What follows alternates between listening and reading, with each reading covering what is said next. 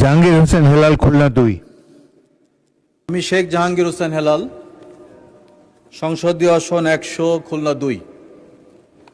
যেহেতু আজকে এই প্রথম কথা বলার সুযোগ পেলাম আপনার মাধ্যমে, মাননীয় স্পিকার, আমার নির্বাচনী এলাকার সকল ভোটারকে ধন্যবাদ জানাই, কৃতজ্ঞতা জ্ঞাপন করি। মাননীয় স্পিকার, আমার নির্বাচনী এলাকা খুলনা হচ্ছে শিল্প নগরী নামে খ্যাত। বিগত সরকারের আমলে প্রায় সকল শিল্প প্রতিষ্ঠান বন্ধ হয়ে যাওয়ার কারণে মৃত নগরীতে পরিণত হয়েছে। ইতিমধ্যে আজকে মাননীয় শিল্পমন্ত্রী ৩টি শিল্প প্রতিষ্ঠানের কথা, অনেক শিল্প প্রতিষ্ঠানের মধ্যে 3টি শিল্প প্রতিষ্ঠান পুনরায় চালুর উদ্যোগ নিয়েছেন।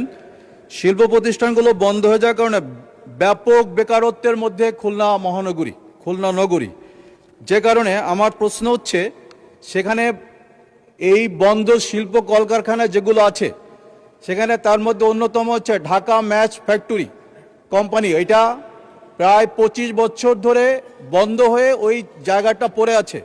প্রশ্নটা হচ্ছে যে ওই প্রতিষ্ঠানটি পুনরায় ম্যাচ ফ্যাক্টরি বা অন্য কোনো শিল্প প্রতিষ্ঠান গড়ে তোলার জন্য কোনো কার্যকরী ভূমিকা মাননীয় মন্ত্রী মহোদয় নেবেন কিনা? আপনাকে ধন্যবাদ। মূল প্রশ্ন লালমনিরহাটের। মাননীয় মন্ত্রী, আপনি ইচ্ছা করলে জবাব দিতে পারেন। মাননীয় স্পিকার, আপনার মাধ্যমে প্রশ্নকর্তাকে ধন্যবাদ। মুশকিল হচ্ছে আমাদের বন্ধ শিল্পের সংখ্যা অনেক, এবং এই সমুদয় শিল্পের এমপ্লয়েবল নাম্বার যদি আমরা যোগ করি, যে এখানে কি পরিমাণ লোকজনকে এমপ্লয় করা যেত, এবং এটার মূল্য যদি হিসাব করি, সম্পত্তির মূল্য, এটি লাখ কোটি টাকা ছাড়িয়ে অনেক দূর যাবে। তো এরকম একটি না, বহু শিল্প বন্ধ আছে এবং বিভিন্ন কারণে বন্ধ আছে।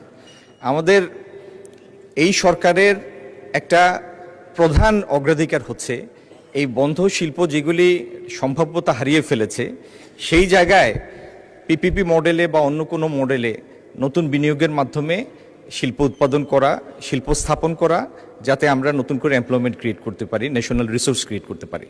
তো আমি মাননীয় সদস্যকে আশ্বস্ত করতে চাই, এই ব্যাপারে আমরা অত্যন্ত যত্নবান এবং এটা one of our top priorities. ধন্যবাদ মাননীয় স্পিকার।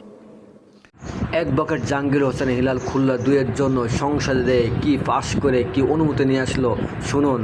অনেক মিল ফ্যাক্টরি আছে যেগুলো বন্ধ, তিনি সেগুলো চালু করার আবেদন জানাইছে, আর তিনি সেটি চালু করে নিয়ে আসবে ইনশাল্লাহ। কেন? খুলনাতে অনেক গরিব আছে, অনেক যুবকরা আছে যারা কোনো কর্ম খুঁজে পাচ্ছে না, কোনো চাকরি খুঁজে পাচ্ছে না। যদি মিল ফ্যাক্টরিগুলো যেগুলো বন্ধ আছে এগুলো চালু হয়, তাহলে এই গরিব